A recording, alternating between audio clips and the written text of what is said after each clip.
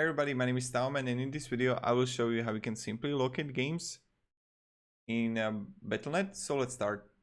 First, what you want to do is just be in Battlenet, then just go to left top Blizzard, click settings,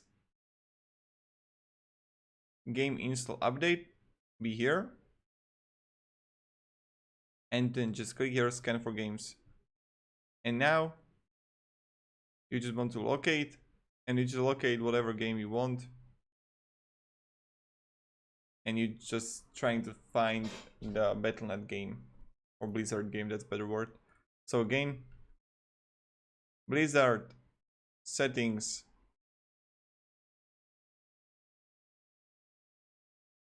game install update, scan for games, and just choose it. So this is pretty much it. Thank you everybody very much. Have a great day and goodbye.